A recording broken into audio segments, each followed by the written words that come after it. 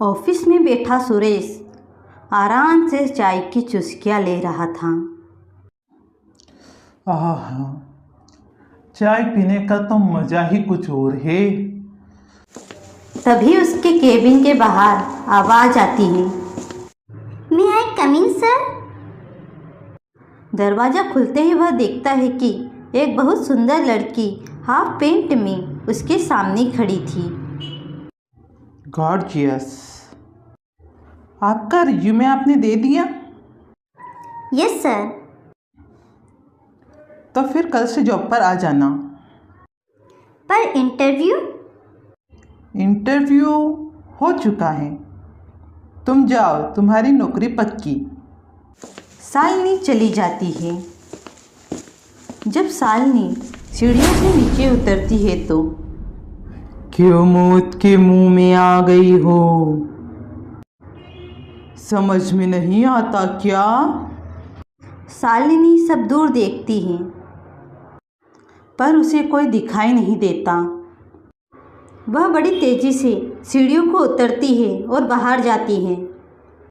थोड़ी देर बाद सुरेश के केबिन में। हेलो सर, इंटरव्यू हो गया? हाँ हो गया सर। ओके, तुमने अपनी फाइल कंप्लीट की कि नहीं? जी कर ली सर। प्रेम सुरेश का बॉस था। थोड़ी देर बाद प्रेम के साथ अजीबोगरीब हरकतें होने लगती हैं। अरे ये क्या हो रहा है? रात का समय हो चुका है। बाहर कुत्तों के भौंकने की आवाजें आ रही थीं। चमगादड़ अपनी घरों को वापस जा रहे थे और यहाँ प्रेम के पसीने निकल रहे थे। नई पिए आ गई। अब तो तुम्हारा काम बहुत अच्छे से करेगी। कांग्रेचुलेसन। पर यह बधाइयाँ तुम्हारी मौत के लिए है। कौन हो? कौन हो तुम? तुम्हें मारने वाली आ गई है। कल से वह तुम्हारे साथ काम करेगी। अब तुम कुत्तों की मौत मरोगे। प्रेम को समझ में नहीं आ रहा होता है। वह तुरंत सुरेश को अपने केबिन में बुलाता है और बोलता है कि उसने किस लड़की का इंटरव्यू लिया था। उसे भी कुछ समझ में नहीं आता। ऑफिस पूरा वीराना सा हो चुका था।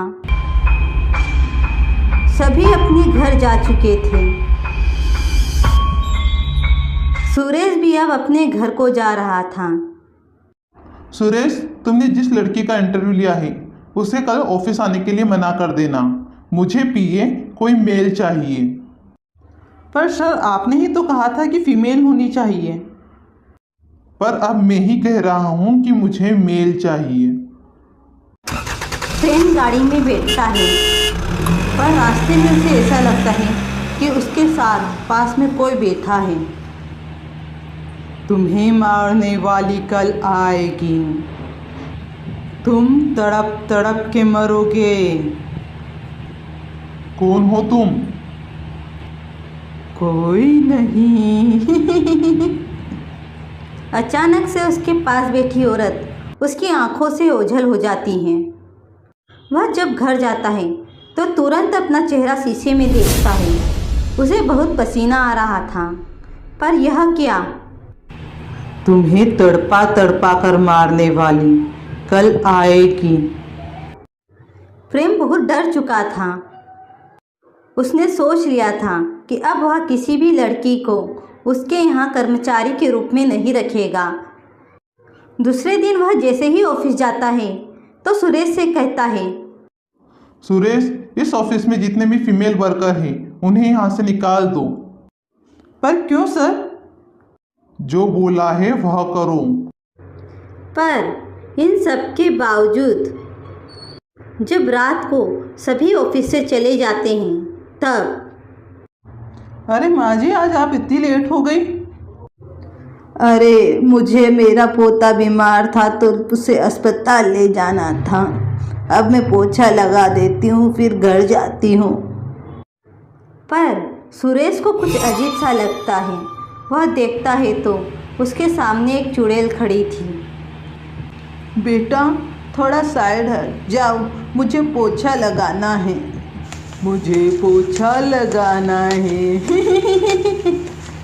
और वह फिर सुरेश को मार डालती है और उसके शरीर को बाल्टी में डुबोकर फर्श पर पोछा लगाती है। सुरेश के खून से पूरा फर्श खून में लाल हो चुका था और ऊपर अपनी केबिन में प्रेम सोच में डूबा था। आखिर कौन औरत है जो मुझे मारने आने वाली है? नहीं नहीं, मुझे कोई नहीं मार सकता। वैसे भी सारी औरतों को तो आज मैंने काम से निकाल दिया है। तभी वह अपने केबिन की विंडो की तरफ देखता है, जिसके शीशे पर उसे एक चुड़ैल का चेहरा दिखाई देता है। तुम्हें तड़पा तड़पा कर मारने वाली आ चुकी है। अब तुम कुत्ते की मौत मरोगे। कौन हो तुम? कौन हो? यह कहते ही वह चेहरा वहाँ से ओझल हो जाता है। प्रेम जल्दी से वहाँ से भागने की सोचता है तो वह उसे दरवाजे पर लिखा हुआ दिखता है कि तुम्हारी मौत नज़दीक है, नीचे मत जाओ।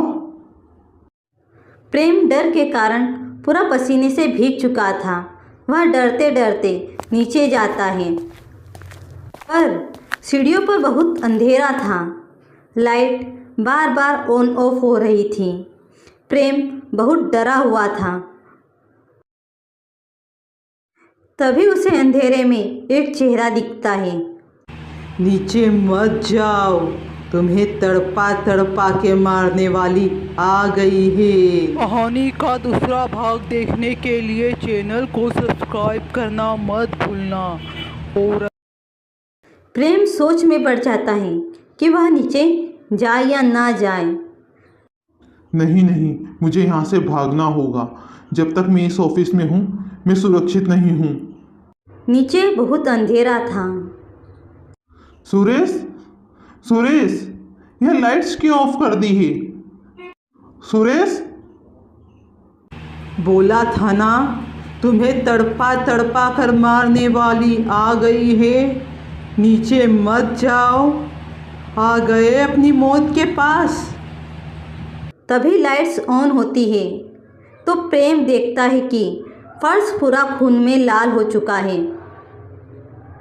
सुरेश, सुरेश, तुम कहाँ हो? बेटा बेटा क्या हुआ? माँ जी, सुरेश नहीं दिखाई दे रहा है। और देखो यहाँ फर्श पे कितना खून है। हाँ बेटा, फर्श तो बहुत गंदा हो रहा है। आ जाओ, मैं इसे साफ कर देती हूँ। हाँ माँ जी, आप इसे साफ कर दो और आप भी घर पर जाओ।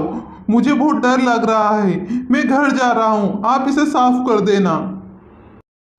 तुम चले जाओगे तो फर्श कैसे साफ होगा? यह शब्द सुनते ही प्रेम डर जाता है और जैसे ही पीछे देखता है तो वहाँ एक चुड़ैल थी। वह प्रेम का भी वही हाल करती है जो उसने सुरेश का किया था। अब पूरे ऑफिस में सिर्फ खून ही खून था। बोला था ना, तुम्हें तड़पा तड़पा कर मारने वाली आ गई है। नीचे मत जाओ। बेटा बेटा, अब तुम्हारी आत्मा को शांति मिलेगी ना? मिलेगी ना? हाँ, ज़रूर मिलेगी। मुझे दिलासा देने के लिए आप ही ने तो मेरा साथ दिया था। हाँ बेटा, साथ तो देना पड़ता ना, आखिर तुम मेरी बेटी जैसी हो।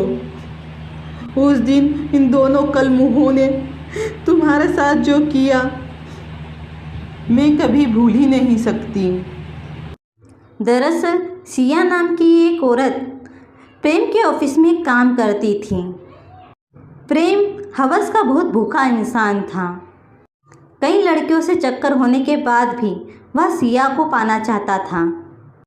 एक दिन प्रेम ने सुरेश से कहकर सिया को ओवर टाइम करने के लिए कहा। सर देखिए, मैं इतना ओवर टाइम नहीं कर सकती, मुझे घर पर भी जाना है, काम भी करना है। देखो, अगर आज तुमने अपना वर्क कंप्लीट नहीं किया तो हम तुम्हें जॉब से निकाल देंगे, इसलिए आज तो तुम्हें ओवर टाइम करना ही होगा। मजबूरी में सिया वहाँ रुक गई। जब ऑफिस के सभी लोग अपने घर चले गए तब हो गया काम? नहीं सर, अभी और डाटा एंटर करना है। मुझे भी डाटा एंटर करना है, अगर हो तो मैं हेल्प करा दूं? अच्छा होगा अगर मेरी हेल्प करा दो तो, वैसे भी काम बहुत ज़्यादा है।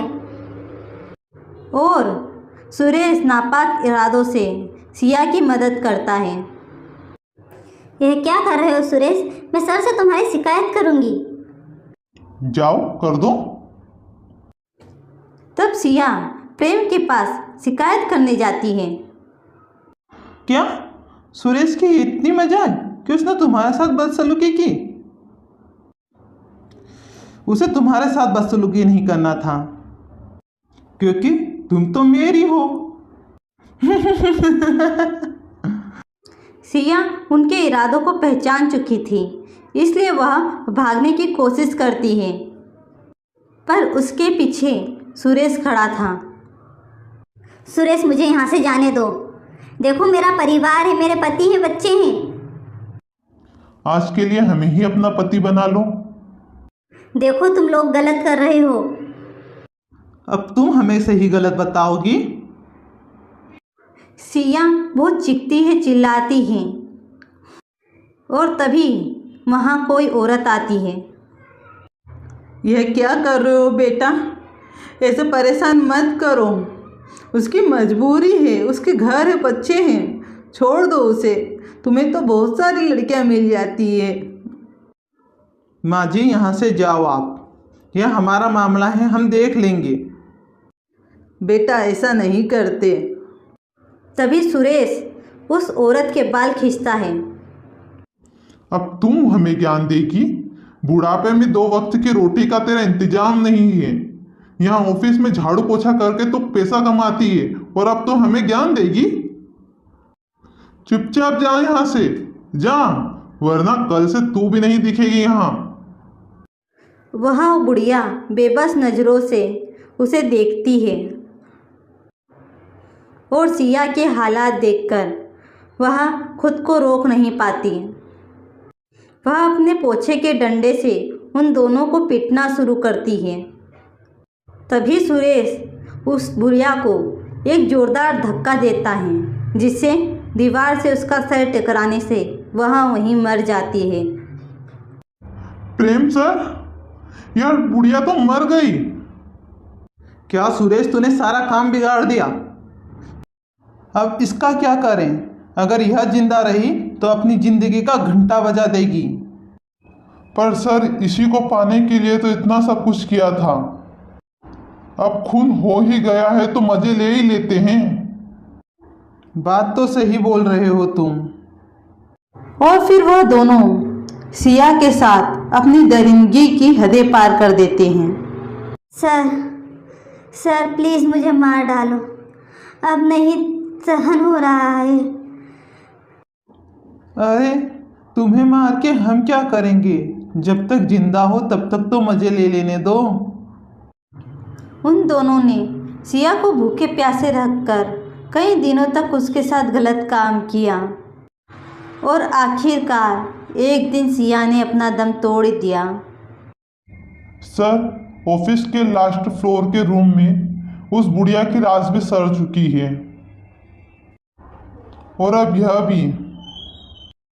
कोई बात नहीं, बड़े बड़े लोगों से ऐसे छोटे छोटे मर्डर होते रहते हैं।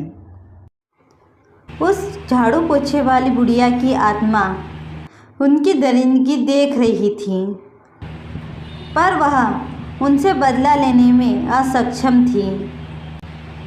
हे भोलेनाथ, मैंने कभी तुम्हारे न्याय पर सवाल नहीं उठाया, पर इन दरिंदों को उनके किए की सज़ा देनी होगी।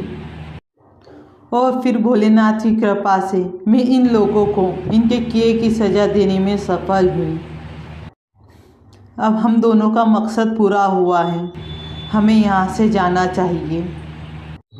अगर कहानी अच्छी लगे तो प्लीज़ वीडियो को लाइक और चैनल को सब्सक्राइब करना मत भूलना। वीडियो देखने के लिए धन्यवाद।